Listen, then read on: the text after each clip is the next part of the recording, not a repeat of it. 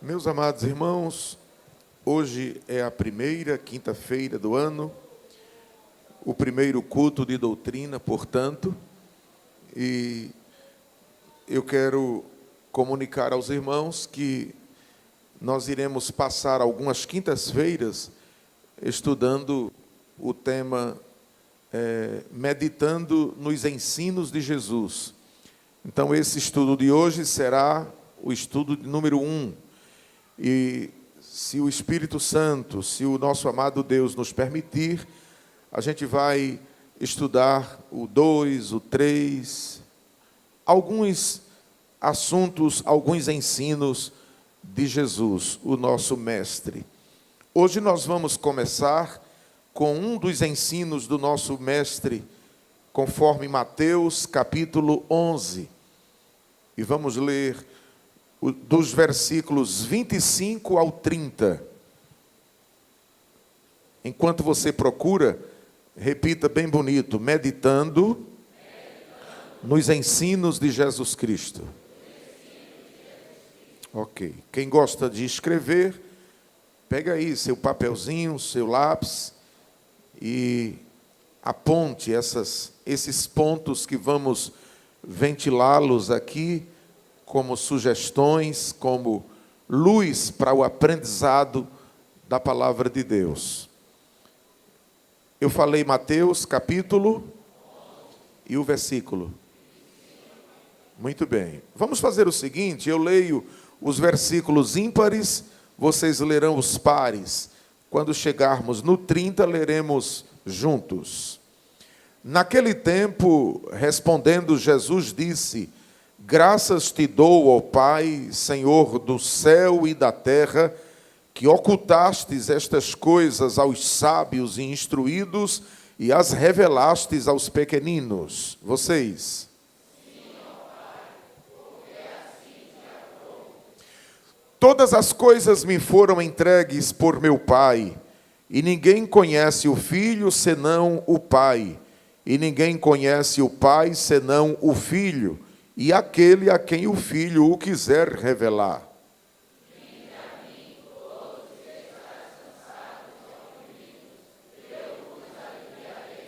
Tomai sobre vós o meu jugo, e aprendei de mim, que sou manso e humilde de coração, e encontrareis descanso para a vossa alma. Juntos. Porque o meu jugo é suave, e o meu fardo é leve. Glória a Deus. Queridos irmãos, escutem esta introdução, por favor. Os ensinos de Jesus são a base da nossa vida espiritual. Ele nos convida a aprender com Ele, e isso nos traz descanso para as nossas almas. Os ensinos de Jesus moldam o nosso caráter. Ouviram isso? Sim ou não? Qual foi a última frase que eu citei? Eita, que misturada. Repitam. Os ensinos de Jesus moldam o nosso caráter. É isso aí. Essa frase merece esse destaque, né? Deixa eu continuar lendo.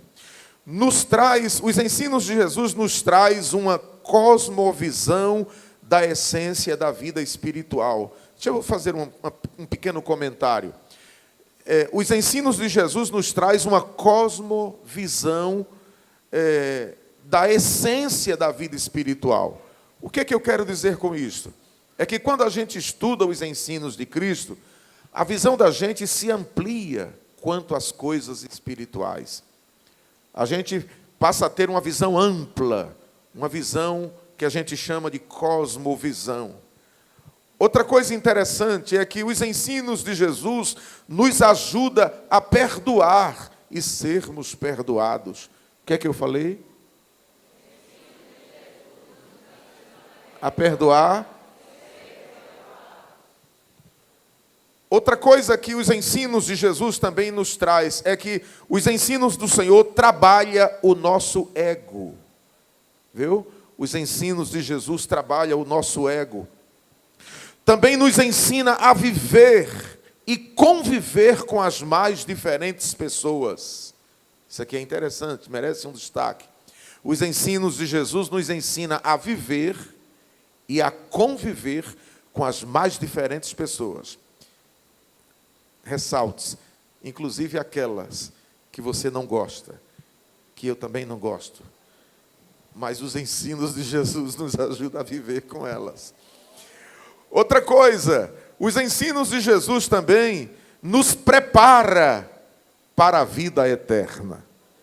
Então a gente vai estudar isso aqui durante muitas quintas-feiras, esses pontos interessantes, mas eu quero começar hoje estudando com os irmãos sobre este texto de Mateus 11, 25 a 30. E orem por mim para Jesus me dar aqui a palavra, porque é o seguinte, meu irmão, eu passo o dia todinho preparando isso aqui, ó, mas a mensagem não está neste papel. Amém? Isso aqui é apenas um roteiro. A mensagem vem de Deus para nós. Então vamos começar. Não feche sua Bíblia. Eu quero inicialmente mostrar para os irmãos a revelação das coisas espirituais que estão implícitas do versículo 25 ao 27. Olhe para o versículo 25, que diz assim, ó: naquele tempo, respondendo Jesus, disse. Se Mateus colocou a expressão respondendo, é porque alguém perguntou alguma coisa para ele. Aí ele respondeu assim: graças te dou, ó Pai, Senhor do céu e da terra, que ocultastes estas coisas. Que coisas? As revelações espirituais.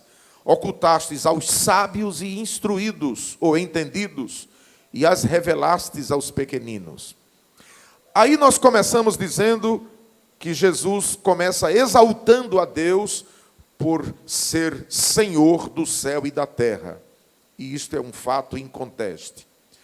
Em segundo lugar, os sábios e instruídos que vocês estão vendo aí no finalzinho do versículo 25, provavelmente Jesus estava se referindo aos escribas e fariseus, que pela soberba e exaltação que queriam conhecer, ou melhor, eles não queriam conhecer e reconhecer os ensinos de Jesus como revelação espiritual. É o seguinte, esses sábios instruídos, que provavelmente eram os escribas e os fariseus, isso aqui merece uma explicação. Os escribas, minha gente, eram os copistas dos textos do Antigo Testamento, porque nesta época aqui não existia ainda o Novo Testamento. Os livros do Novo Testamento vieram serem escritos 60 anos depois de Jesus. Então, todo o material de revelação bíblica do tempo de Cristo eram os livros proféticos, como o livro de Isaías, o livro de Jeremias.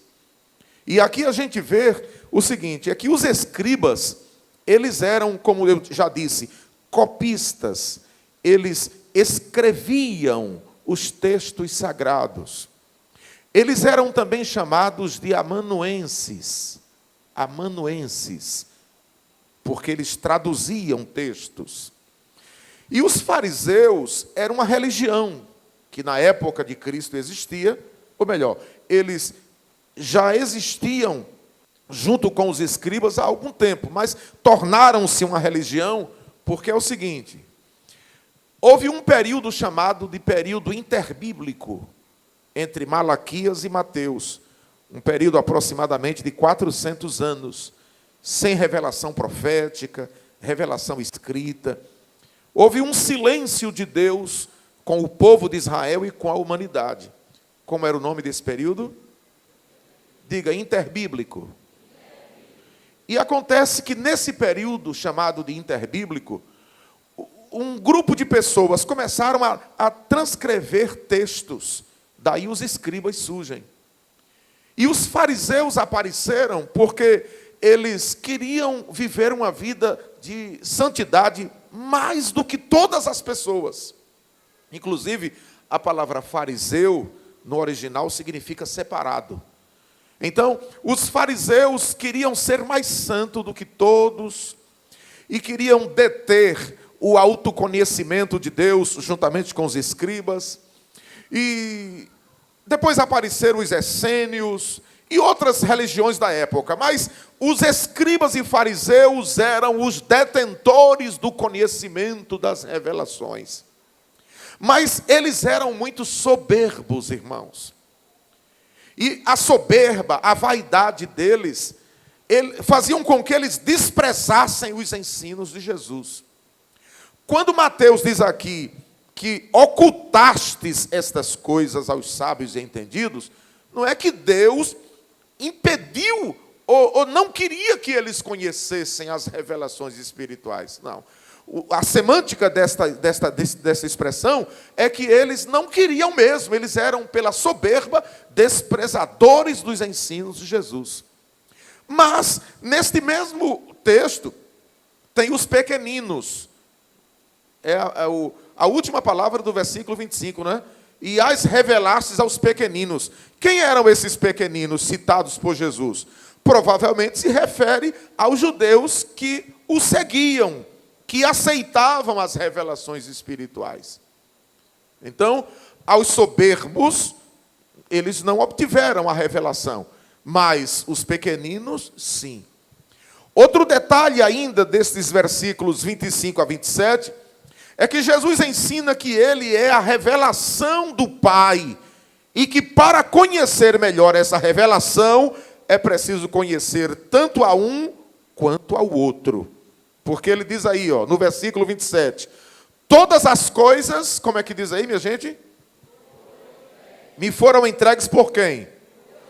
Agora escute, ninguém conhece o Filho, senão, quer dizer, para conhecer o Filho tem que conhecer e ninguém conhece o Pai, senão. Então, Jesus aí mostra que a revelação das coisas espirituais é algo que acontece na vida da pessoa quando ela tanto conhece a Deus quanto conhece a Jesus. E por que que Jesus é a fonte da revelação das coisas do Pai? Porque Jesus é o próprio Pai. Está escrito em João 1:14 que o Verbo se fez carne e habitou entre nós, e vimos a sua glória, como a glória do unigênito do Pai, cheio de graça e de verdade. Então, Jesus é a própria revelação do Pai. Então, está explicado aí de forma concisa os versículos 25, 26 e 27. Agora vamos para o versículo 28. Eu queria que toda a igreja lesse bem bonito o versículo 28 do capítulo 11. 1, 2, 3.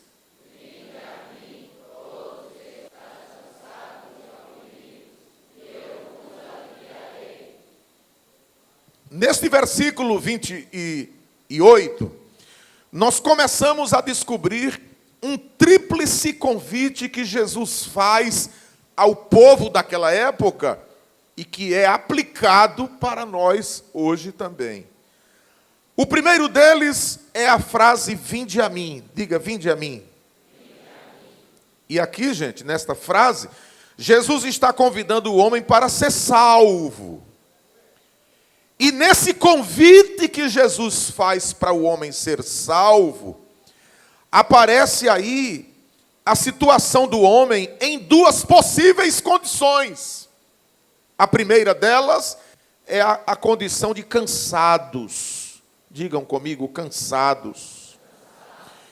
E eu gostaria de dizer, queridos, que essa palavra cansados aí, esse cansaço, ele abrange algumas áreas da vida humana. Primeiro, a questão do cansaço espiritual. E o que é o cansaço espiritual, minha gente? O cansaço espiritual pode ser provocado pelos pecados que fazem doer a consciência. E o único descanso, viu, gente, para essa questão do cansaço espiritual é a confissão dos pecados. Porque Jesus percebeu que o povo daquela época estava cansado, embora fossem religiosos. Mas eles estavam cansados. E cansados do quê? Número 1, cansaço espiritual. e eu trago como aplicação para nós hoje, inclusive para as pessoas que estão nos assistindo pelas redes sociais da igreja, que quando nós nos envolvemos com o pecado desta vida, a gente fica espiritualmente cansados. E eu queria que vocês abrissem as Bíblias comigo no Salmo 32, por favor, e verificassem o que a palavra de Deus nos ensina sobre o cansaço espiritual por pecados não tratados, não resolvidos, não confessados. Salmo 32, versículo 1, está escrito assim: bem-aventurado aquele cuja transgressão é o quê, minha gente? E cujo pecado é coberto. Bem-aventurado o homem a quem o Senhor não imputa maldade e em cujo espírito não há engano. Enquanto eu me calei, envelheceram os meus ossos pelo bramido em todo o dia. Porque de dia, veja aí, o cansaço espiritual, o que é que leva? De dia e dia, ou melhor, porque de dia e de noite a tua mão fazia o que, gente? Pesava sobre mim. O meu humor, a minha alegria, a minha motivação se tornou em sequidão de estio. Sequidão de estio é o mesmo que um terreno seco, árido, um sertão, uma região agreste, um morro. A minha alegria tornou-se seca, árida.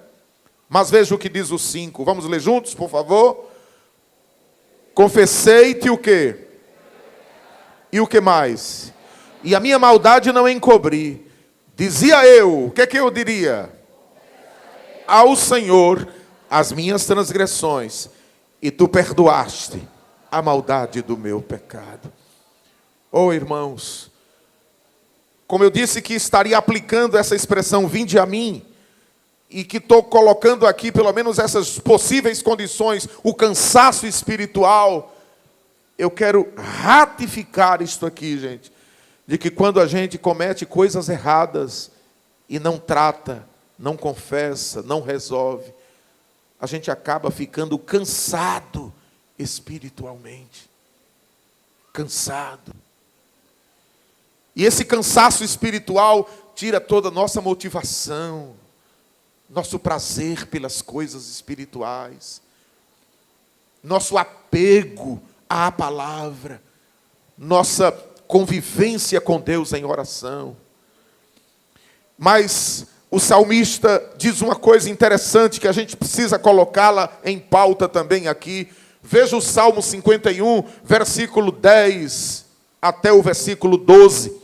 Uma palavra muito própria para a questão do cansaço espiritual por pecados, por coisas erradas na vida que precisam serem tratadas. Aí tem uma oração neste texto que merece o nosso apreço. Salmo 51, versículo 10. Eu vou pedir às mulheres para lerem o versículo 10. Os homens lerão o 11. E depois todos nós iremos ler o 12. Irmãs, leiam todos, 51 e 10. Vamos.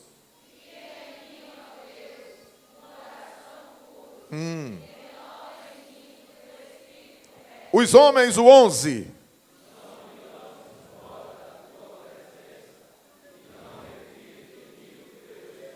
Todo mundo agora. Torna a dar-me a alegria da tua salvação e sustém-me com um espírito voluntário.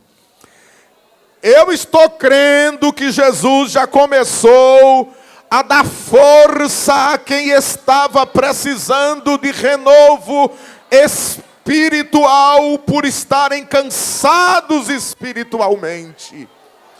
Levanta a tua mão e dá uma glória para o Senhor e recebe esta força. Minha gente, escutem uma coisa aqui que eu preciso ainda colocar sobre o cansaço espiritual. O cansaço espiritual por questões não resolvidas, por pecados não confessados, é um fato na vida de algumas pessoas, porque há muitas tentações, há uma ação orquestrada pelo inferno para nos ver com a vida espiritual em conflito, com a mente pesada, com o coração abarrotado de coisas ruins, com a mente, a cabeça, a mente muito perturbada. Mas Jesus está fazendo um convite hoje aqui. Vinde a mim, quem está cansado espiritualmente. Tem um outro cansaço também que eu gostaria de evidenciar aí, nesse convite que Jesus faz. É sobre o cansaço físico. Olha, preste atenção para isto. Você sabia que o cansaço físico, ele também precisa ser melhor administrado por todos nós? Porque o cansaço físico traz fadiga, gente. O cansaço físico molesta a gente, o nosso emocional. O cansaço físico, inclusive nesse tempo de estresse que a gente está vivendo, ninguém tem paciência para nada, não é? Até para ouvir uma mensagem no WhatsApp, tem hora que eu boto no 2, quando o cabo fala muito devagar.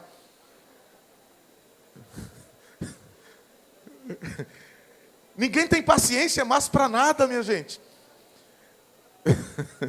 Vocês agora acharam engraçado, não foi? Mas é o frenesim da vida, o corre-corre.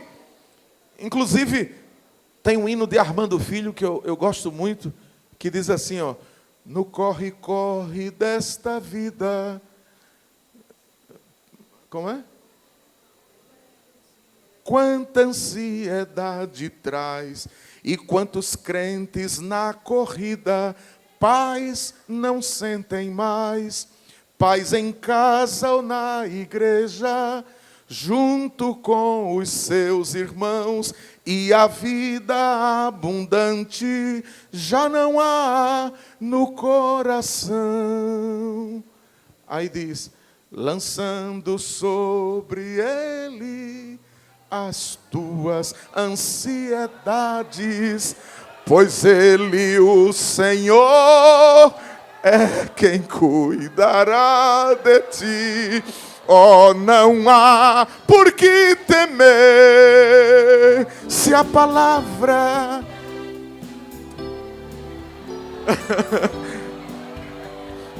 aleluia, tu és mais que vencedor, tu és mais que vencedor. Quando eu aprender eu canto melhor para vocês. Mas minha gente, o corre-corre dessa vida deixa a gente precisando ouvir isso aqui. E atenção, viu? O cansaço físico é uma porta que Satanás se utiliza para nos atingir. Porque se a gente está cansado fisicamente, é porque a gente não está tendo tempo de orar, a gente não está tempo de ler, não está tendo tempo de vir para a igreja. É muito corre-corre. Aí sem as orações, e sem o jejum, e sem a igreja, e sem isso, sem aquilo, a gente fica fraco. Aí o diabo diz, opa, ele está vulnerável, vou atingi-lo. Vamos ver isso na Bíblia? 2 Samuel.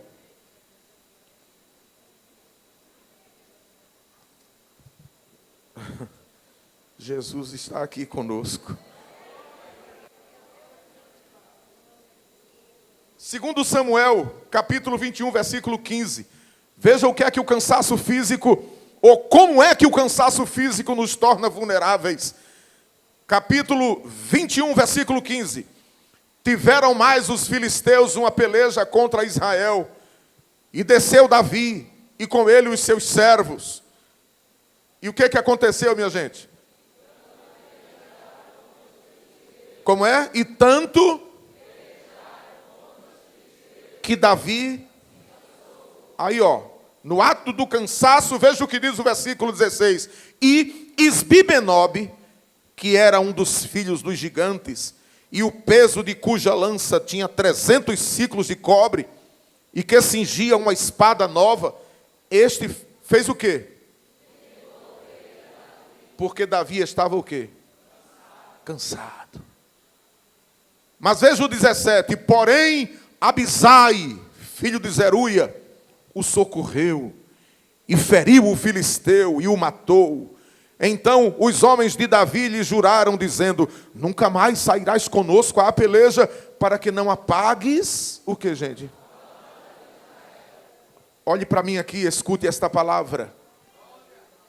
Se você está muito cansado fisicamente, sem tempo de orar, sem tempo de ler, sem tempo de jejuar, sem tempo de buscar a Deus, você, minha irmã, que está trabalhando aqui, ali, acolá, você, meu irmão, que sai de casa 4 da manhã, chega às vezes à noite e só dá um cochilo para pegar o ônibus novamente pela manhã, de madrugada.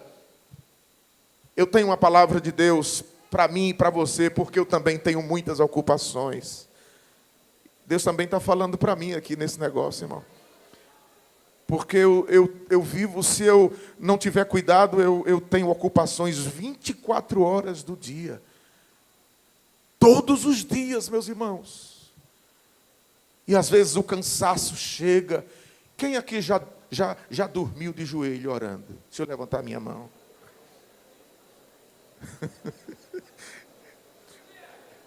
A gente às vezes até sonha. Mas ainda bem que está se esforçando. É melhor dormir de joelho do que não dormir. Mas eu quero nesta noite, com esta palavra, dizer a nós: Jesus está dizendo: vinde a mim, cansado.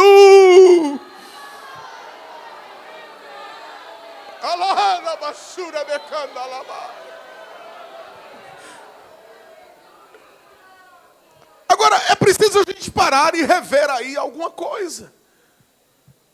Rever um momento para descansar, para renovar as forças, diminuir a fadiga. Quem entendeu? Aleluia. Então, no vinde a mim, Jesus chama os cansados espiritualmente, chama os cansados fisicamente, mas há um terceiro cansaço aqui, que Jesus faz um convite também muito excelente. É o cansaço emocional. Que cansaço é esse? Sabe o que é o cansaço emocional, gente? Esse cansaço se desenvolve pelo acúmulo de responsabilidade e também de pressão psicológica. E quando a gente está com muita coisa de responsabilidade e com muita pressão psicológica, a gente acaba se cansando emocionalmente. E atenção, o cansaço emocional é algo muito sério porque mexe com a alma. O cansaço emocional mexe com o quê? Enquanto o cansaço físico mexe com a carne, com o corpo, o cansaço emocional mexe com... Venha comigo, Mateus capítulo 26. Aleluia. Mateus capítulo 26, versículo 38. Veja o que a palavra diz. Eita Deus. Quem está sentindo algo muito especial de Deus aqui nesta noite? 26 e 38 de Mateus. Então lhes disse. O que foi que Jesus disse para Pedro, Tiago e João? Essa expressão aí, cheia de tristeza, é cansada emocionalmente. Jesus fez esta declaração: a minha alma está cheia de tristeza até a morte. Aí ele pediu ajuda, né, irmão? O que foi que ele disse? Com licença, gente. Das muitas frases de Jesus, uma das que mais me toca é esta aqui. Porque Jesus, como humano, estava precisando de apoio. Estava estressado. Estava sentindo o peso dos nossos pecados. Sentindo a angústia da cruz. E ele disse: fica comigo um pouquinho aqui, Pedro, Tiago, João, não me deixa sozinho não. Eu estou precisando de companhia.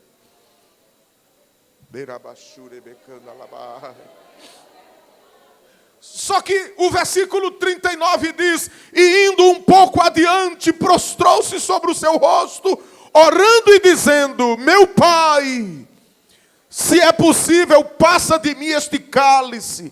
Era o cansaço emocional. Todavia não seja como eu quero, mas como tu queres. E voltando para os seus discípulos, achou-os adormecidos e disse a Pedro: então, nenhuma hora pudeste vigiar comigo? Vigiai e orai, para que não entreis em tentação. Olha, gente, o cansaço emocional é algo que pode nos levar à tentação.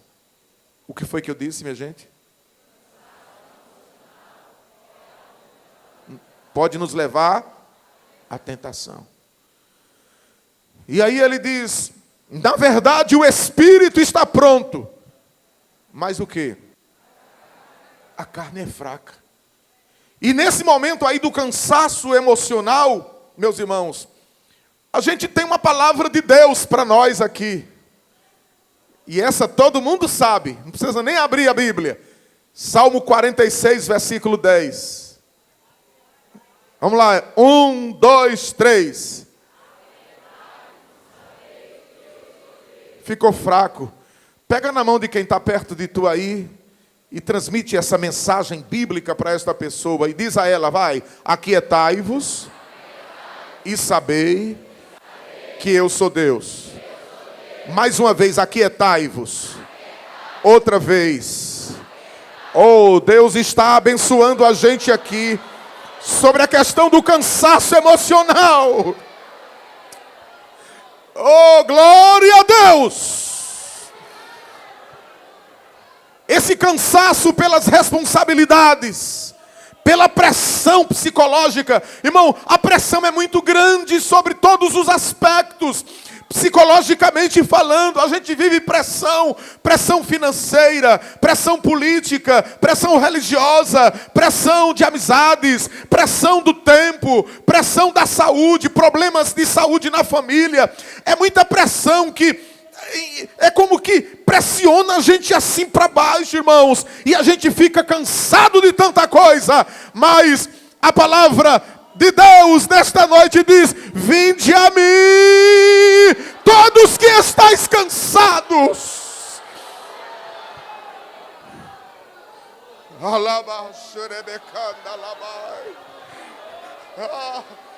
Deus está passando um bálsamo aqui em quem está cansado emocionalmente.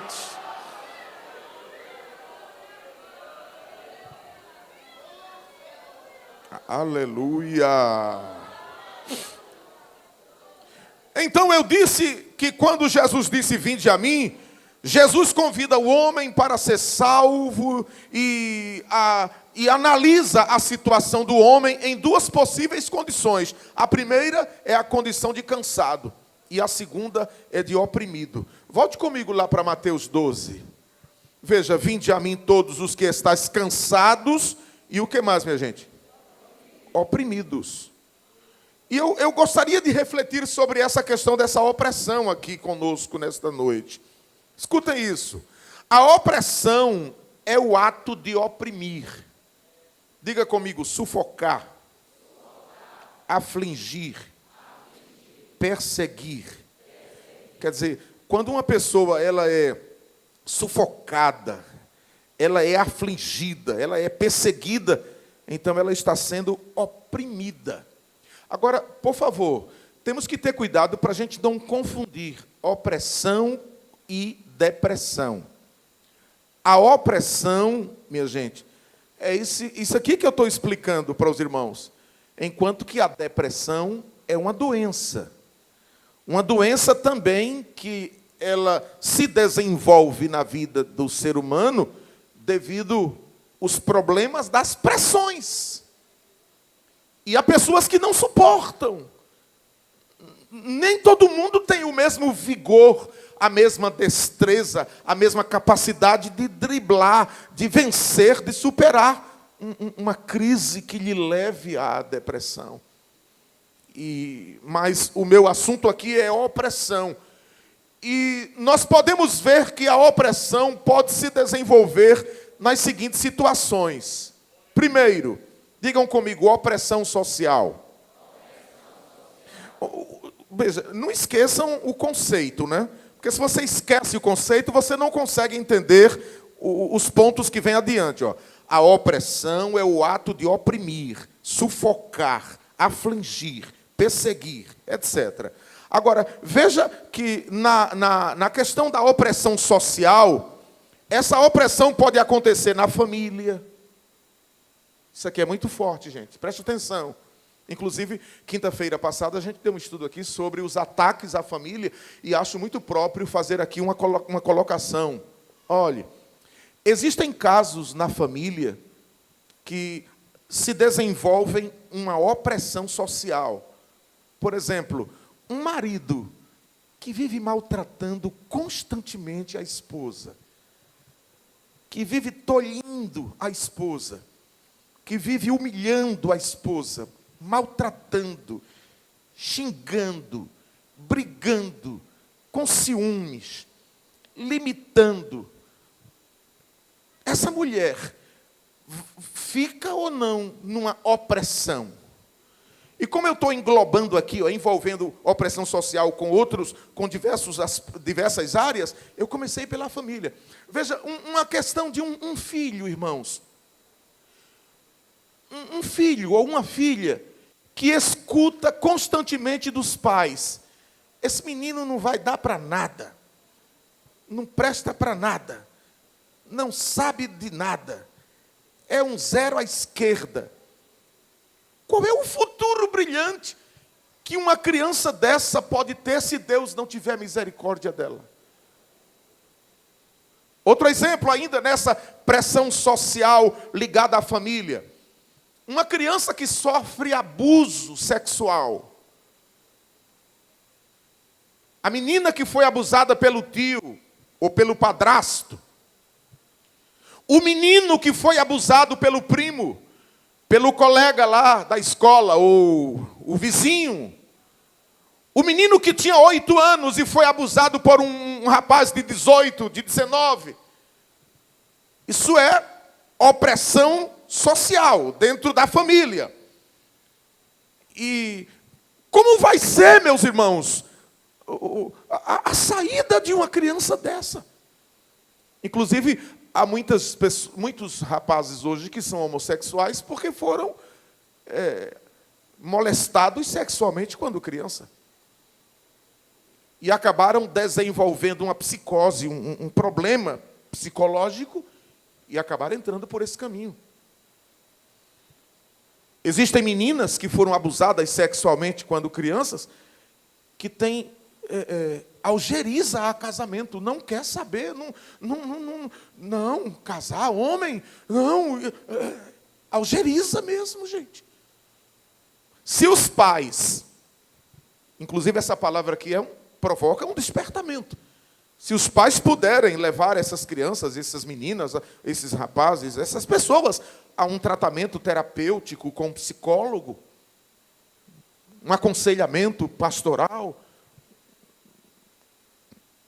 pode-se eliminar. Não sei se 100%, mas pode ajudar a pessoa nessa questão dessa opressão. Isso é muito sério, gente. E nessas áreas que socialmente há uma dificuldade financeira, por exemplo, uma casa pequena, onde mora uma família grande, que dorme todo mundo junto, e aquela coisa, aquela dificuldade. Tem muitos problemas sociais, minha gente, que se caracterizam como opressão para essas vidas. E eu sinto que estou sendo usado por Deus para tratar este assunto aqui, porque há muitas pessoas nas igrejas com esses problemas de opressão. Problemas que traz lá de dentro de casa. E muitas delas, o refúgio delas é aqui.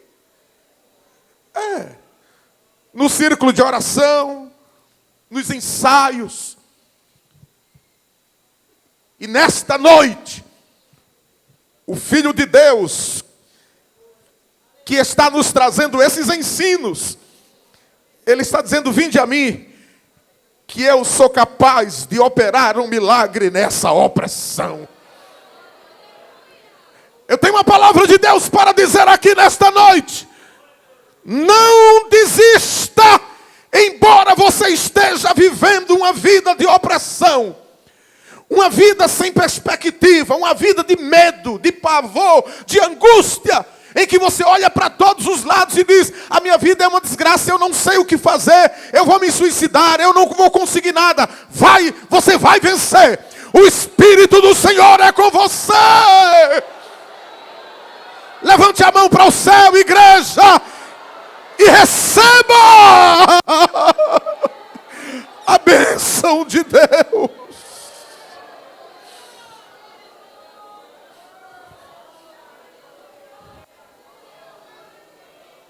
Mas Jesus também trata aí sobre a opressão espiritual. Eu já falei sobre opressão social, que envolve a família, envolve diversos grupos, até na escola, grupo de trabalho, na igreja. Você sabia que tem pessoas na igreja que sofrem opressão porque são rejeitadas em grupos, criticadas, retaliadas? E eu quero aqui colocar isso com muita ênfase. Isso é coisa satânica. Não se admite. Exemplo, num grupo de louvor, a liderança ter os seus preteridos. Irmãos que desprezam outros porque não têm uma roupinha assim, de marca.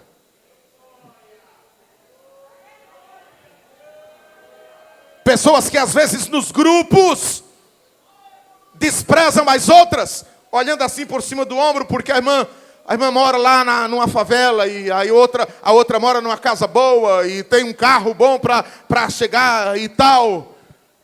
Ninguém aqui é melhor do que ninguém. Aleluia. A começar de mim, ninguém aqui é melhor do que ninguém. Todos nós somos iguais em Cristo Jesus.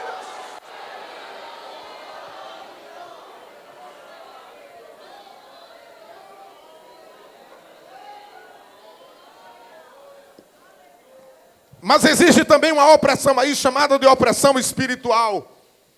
E a opressão espiritual, irmãos, eu vou repetir o que quer dizer opressão, ó. É o ato de oprimir, diga assim, de sufocar, de afligir, de perseguir. E aí o que ocorre? Entra aí agora a questão da opressão espiritual. Minha gente, atenção, por favor, atenção para o que eu vou dizer agora. Satanás trabalha 24 horas. Se ele pudesse aumentar mais um pouquinho aí o relógio, ele trabalharia para nos oprimir. A perseguição diabólica é muito grande, irmãos. Satanás atua em todas as áreas, buscando brechas para provocar opressão nas pessoas. Isso é muito sério. E quando a gente se refere à opressão satânica, nós nos referimos a diversas áreas. Por exemplo, tentações sexuais, amizades que aparecem provocadas pelo diabo para nos levar a uma opressão espiritual.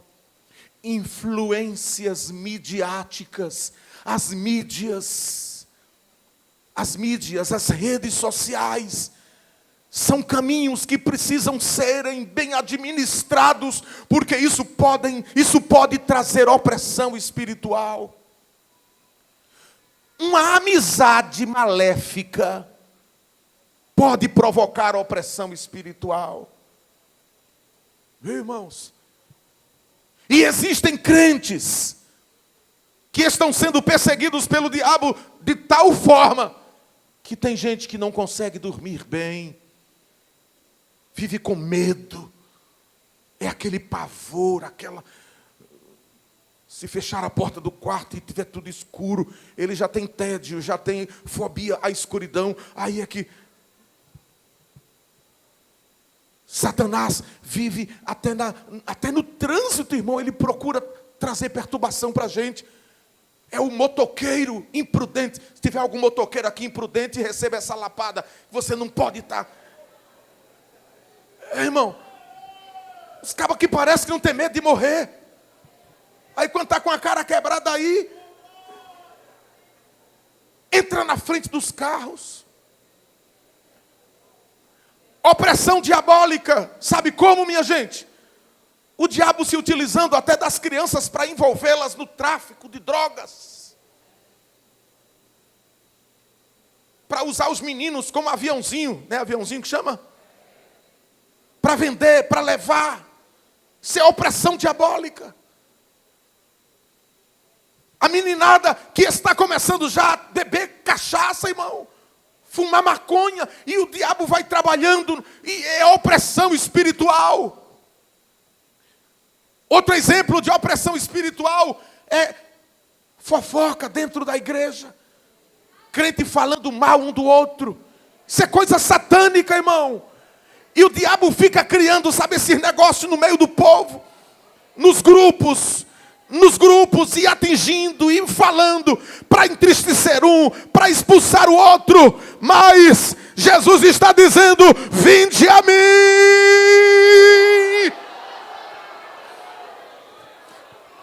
Oh, glória! Eu não sei se vocês percebem, mas vocês, por favor, me ajudem a entender isso. Vocês estão vendo que uma mensagem como essa é como um escudo bem grande, em que o diabo está querendo entrar dentro da casa da gente e a gente botando ele para fora. Vai-te embora, diabo! Sai! Sai! Em nome de Jesus!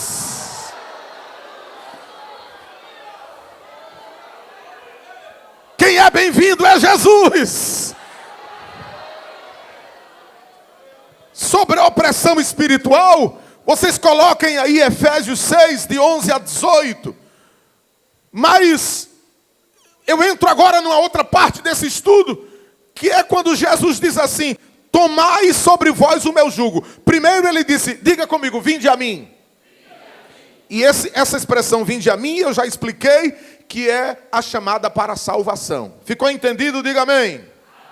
Agora, a segunda pergunta que ele faz, ou melhor, segundo pedido, diga bem bonito, tomai sobre vós o meu jugo. Sabe o que é que Jesus está querendo dizer com isso? Tomai sobre vós o meu jugo? Ele está querendo dizer assim, se submeta e obedeça à minha disciplina. Porque o jugo, para quem não conhece, é uma canga que coloca no pescoço do boi. Dos bois. Porque normalmente se usa 2 bois numa canga. E para quem nunca foi no engenho, no sítio, deixa eu explicar isso aqui rapidinho. A canga é um negócio, um pau de madeira, com 2 negócios assim, que eu não sei o nome, mas 2 negócios que entram por debaixo do pescoço do boi. E um é preso com o outro naquela canga para os 2 andarem assim juntos. Se um dos quiser sair dali, não pode, porque está preso pela canga. Ou pelo jugo. Jugo e canga é a mesma coisa.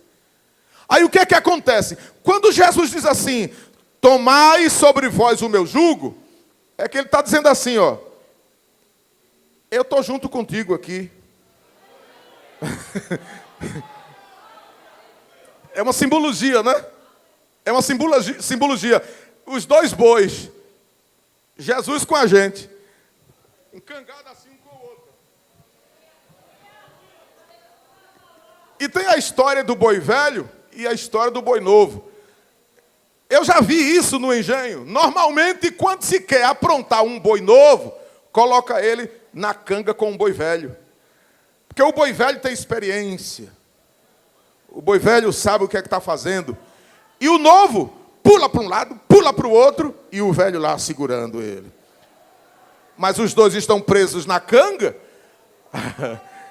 Pois aí é a gente e Jesus, ó. Jesus aí é o boi velho que está segurando ali a canga.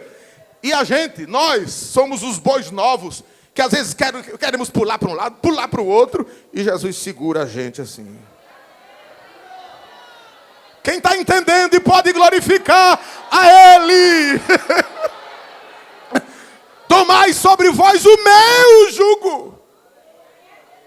E essa expressão eu aprendi, irmãos, que isso aí é se submeter à obediência e à disciplina de Jesus.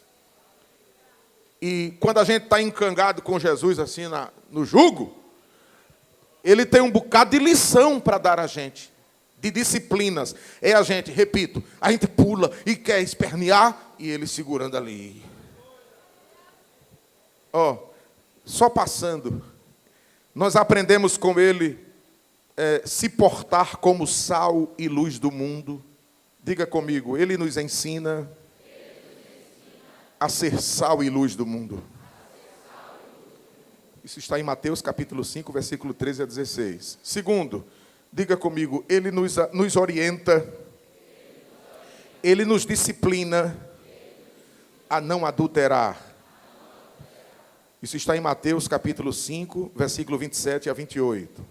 Terceiro, diga bem bonito, ele nos ensina a ter um caráter definido e falar sim, sim ou não, não. Isso está em Mateus 5 e 37. Quarto, ele nos disciplina, diga comigo, ele nos disciplina a amar os inimigos. Isso está em Mateus capítulo 5, 43 e 44. Diga bem bonito, ele nos ensina a ter muito cuidado quanto ao julgar as pessoas. Isso está em Mateus capítulo 7, versículo de 1 a 6. Eu separei aqui esses 5 ensinos, mas existem inúmeros. Essas 5 disciplinas, essas 5 coisas que caracterizam o tomar o jugo com Jesus. E ele nos ensina essas coisas. Agora, eu digo assim, Jesus nos ensina que seus ensinos não são pesados, porque ele diz assim, o meu jugo é suave, e o meu fardo é leve, gente. Então, por que a gente achar que os ensinos de Jesus são como que um jugo pesado, uma canga pesada? Não é não, gente. Eu até fiquei pensando sobre a questão de alguns adolescentes que dizem, eu não quero me batizar porque é muita responsabilidade. Gente, e o jugo de Jesus é pesado? Ser membro é pesado? É leve. Seja louvado o nome do Senhor. Outro exemplo, tem irmãos, com todo respeito, isso aqui não é uma crítica, eu estou ensinando, que diz assim, eu vou sair da Assembleia de Deus, porque a Assembleia de Deus, ela é muito rígida. Vocês já ouviram isso, gente? Mas isso é verdade? Pelo menos eu não acho que seja verdade. Aí o que é que ocorre? Eu vou procurar uma igreja mais light. Light, né? Cadê minha esposa? Ou então em inglês, soft. Um negócio assim mais suave, irmão? Uma igreja que não precisa usar bigode, né, irmão? Mas é coisa muito séria, gente. Escutem, por favor. E agora, vocês já viram que temos igreja para todos os gostos hoje? Igreja da prancha. Igreja não sei de quê. Igreja que não existe mais obreiro no púlpito. Não, é tudo pintado de preto.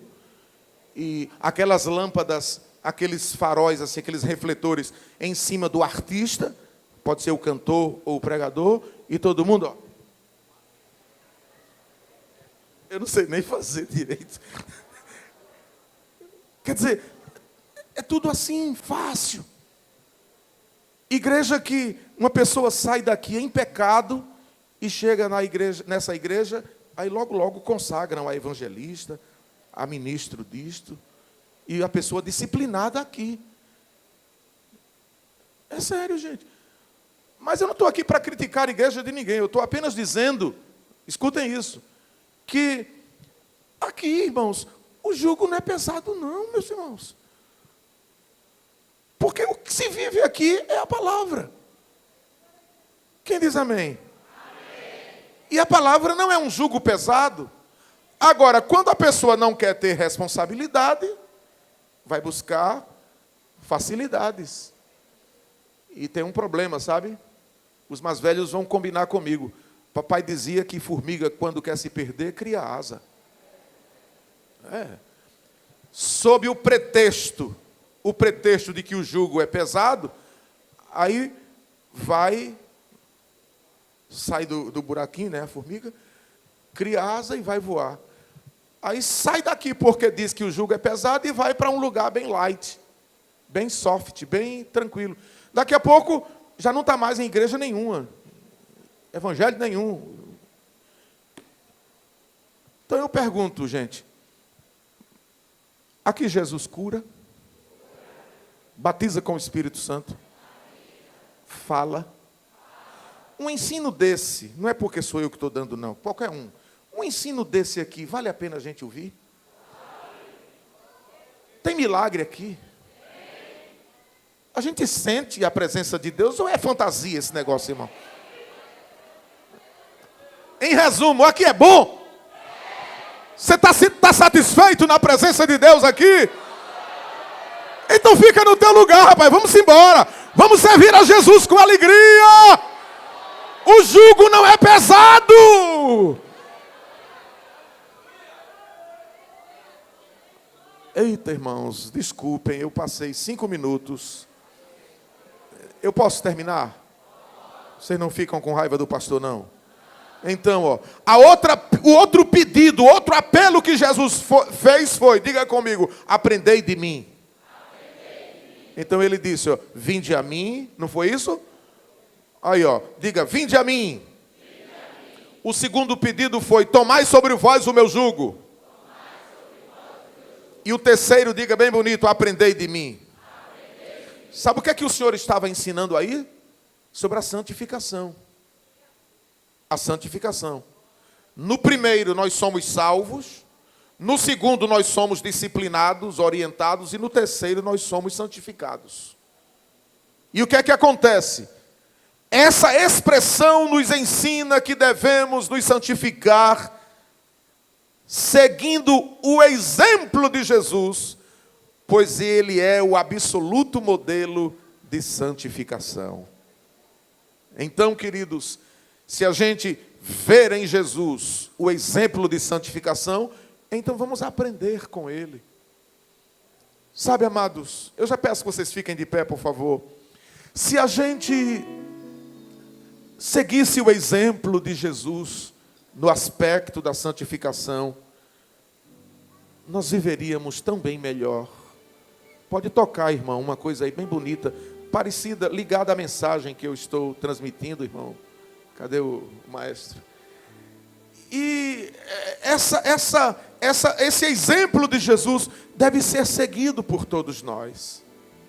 Afinal, nós somos cristãos. Quem diz amém por isso? Antes de darmos os avisos, eu sinto o desejo.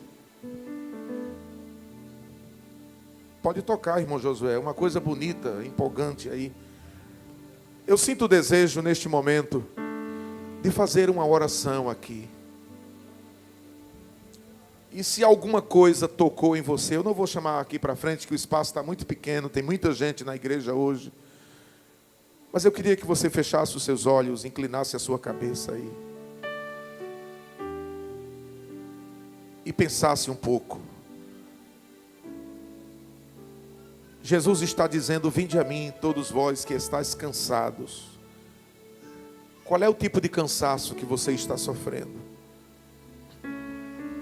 Cansaço espiritual, cansaço emocional, cansaço físico.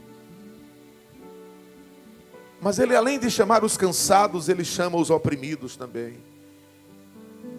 E há alguma opressão que você está sofrendo no dia a dia? Há alguma coisa que está fazendo você gemer, você se angustiar. Receba o convite de Jesus agora. Ele está dizendo: vinde a mim.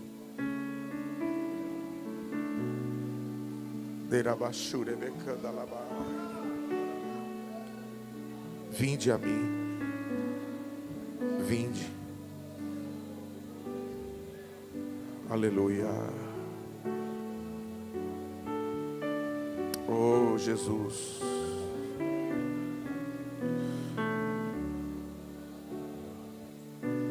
Peça para o Senhor renovar suas forças agora. Você que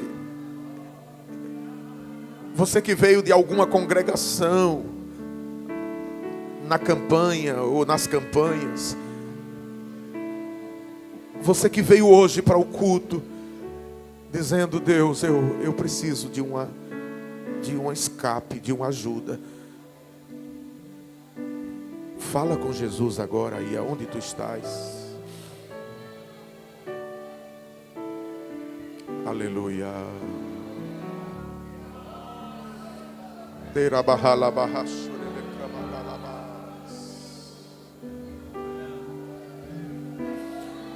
Oh, recebe agora a força de Deus. Eu quero orar com você que precisa desta oração. Você que precisa desse apoio de Jesus. Ele está te chamando. Pai, em nome de Jesus, opera milagres agora aqui, Senhor. No meio desta mocidade, no meio dos meus companheiros obreiros que estão comigo aqui.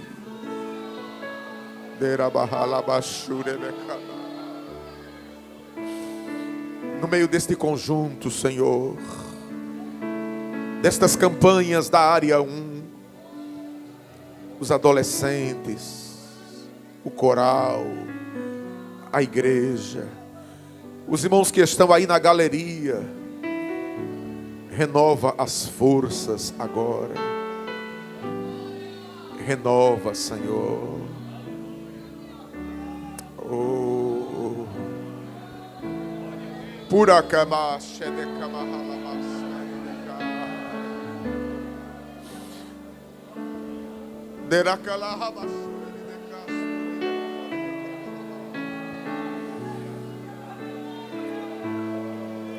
Quebra agora os laços satânicos.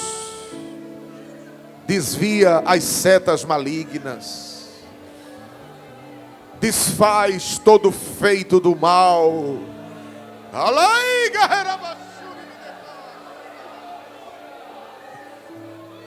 Oh, em nome de Jesus. Opera nas mentes.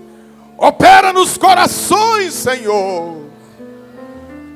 Opera nos lares, nos casamentos, na vida individual de cada um, Senhor. Faz acontecer aqui, meu Deus, algo de especial. Oh, glória a Deus. Aleluia.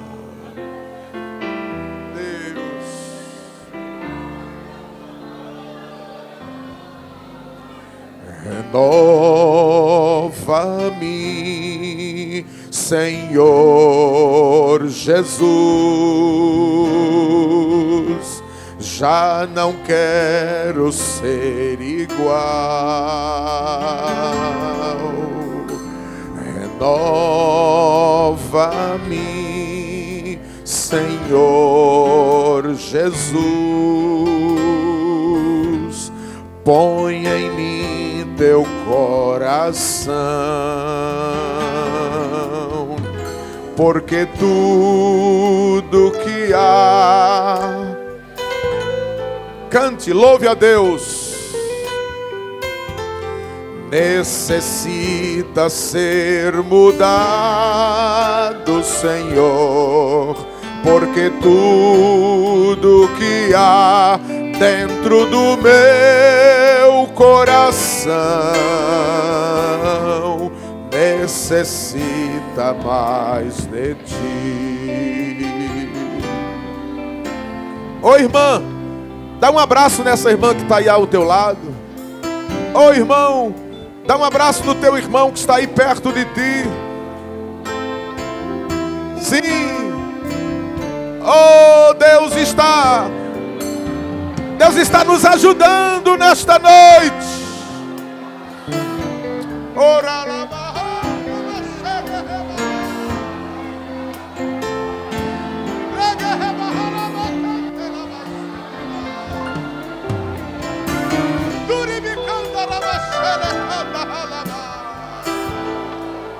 Lagabashore me depresso de candalava.